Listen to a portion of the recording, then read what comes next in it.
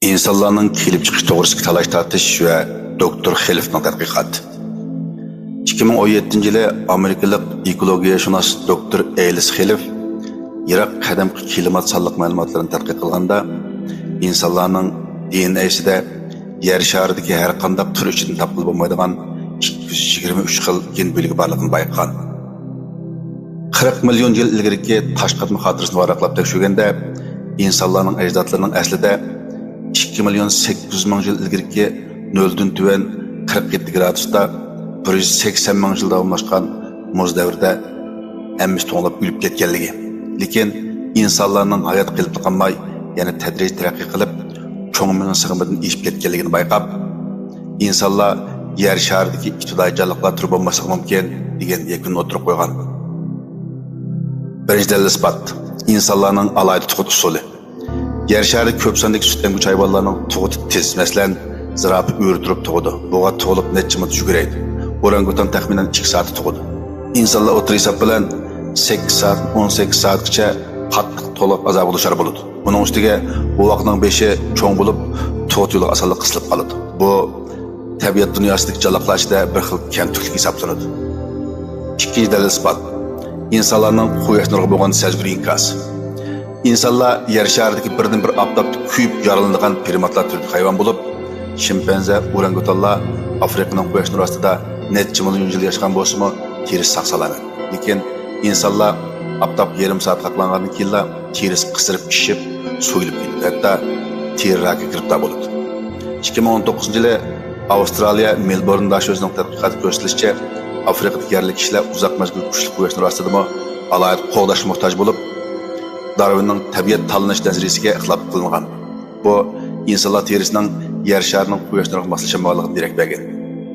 Uchinchi dalil isbot: insonlarda ko'p yuz beradigan balag'roq masalasi. Dunyo sayyor tashkilotining 2023 yillik sonliq ma'lumoti ko'rsatilishicha, butun yer sharidagi 80% dan ortiq odam hayotida oz deganda bir qatim og'ir darajada bel og'rig'ini boshdan kechirdi ekan.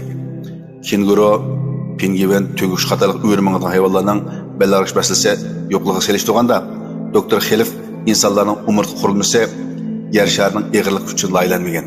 Agar ibtidoiy planetaning og'irlik kuchi yer sharining 70% bo'lsa, hozir bo'lgan umr sistemasi muvofiq bo'lib, yer sharining normal ortiq og'irlik kuchining besimi umr orliq taxsisning bardosh bermasligini keltirib chiqarib, bel og'rig'ini insonlarning o'rtaq kesib aylantirib qo'ygan deb qaragan.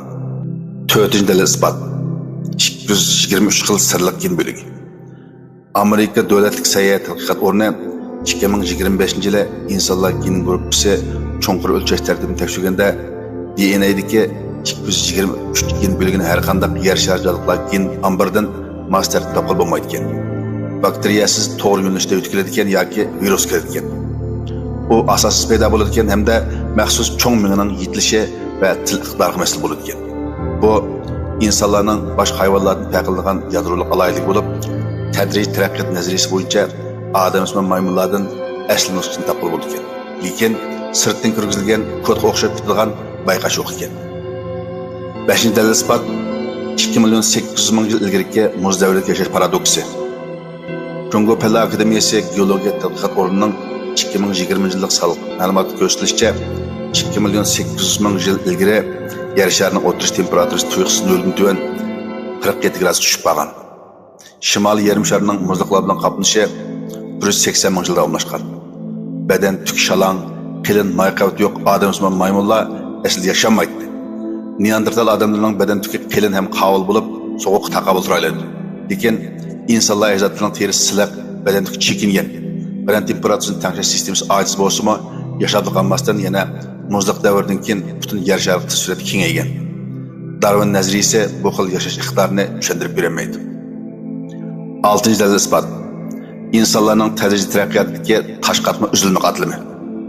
Agar insonlar odamsimon maymundan tadrijiy taraqqiyot qarab yuzlangan bo'lsa, 6 million yillar ilgaridan 2 million yillar ilgarigacha zo'r miqdordagi o'tkinchi turlarning tashqatmasi mavjud bo'lgan bo'ladi. Lekin paleontologiya olimlari 100 yil qilish jarayonida asosan hech nimaga erishilmagachga tasodifiy bayqalgan kamtik boshsunki ilmiy bas-munozara keltirib chiqargan. Bir qismlari insonlarning ajdodlari, bir qismlari nasl qurib ketgan odamsimon maymunlar deb qaralgan.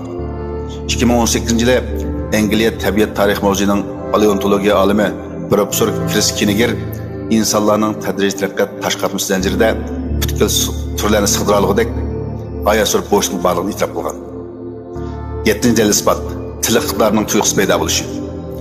Massachusetts tabiiy fan va sanoat fanlari sho'yanining tilshunosi Noam Chomsky mundaq o'tirib qo'ydi. İnsanlar tilining murakkablik darajasi tabiat dunyosida birli o'rinda turadi. Shimpanze mashq qilish orqali eng ko'p bo'lganda 300 barmoqli so'zligini egallaydi.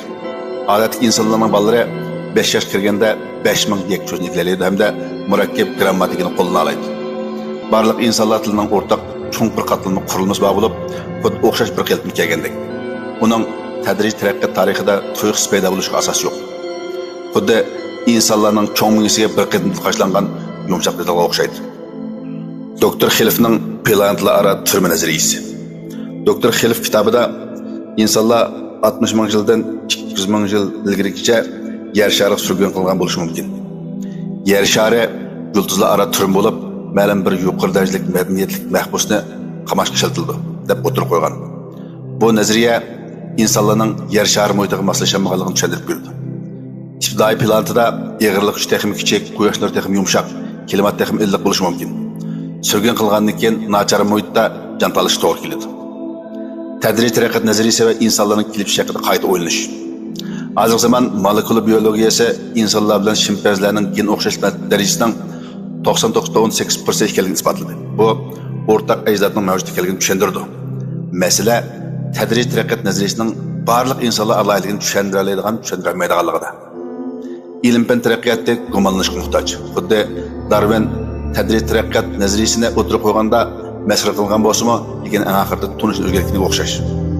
Dalil isbotlardan ko'rsatilishicha, insonlar ajdodlarining kuch yo'li murakkab bo'lib, oddiy holda Afrikadan chiqqan bo'lmasdan, balki nurg'un cho'ng quruqlar qayta kuychib, aralash qolliqlar tadrijiy taraqqiyot qilgan bo'lishi, insonlarning kelib chiqishi balkim ko'p qatimliq genning qayta tashkillanishi va muhitga moslashishidek murakkab jarayon boshdan kechirgan bo'lishi mumkin. İlim-fan dogmanas emas, balki uzluksiz o'z-o'zini tuzitish jarayonidir. Qiziqish va gumonlanish ro'yini davomlashtirish ilm-fan taraqqiyotining ochqichidir.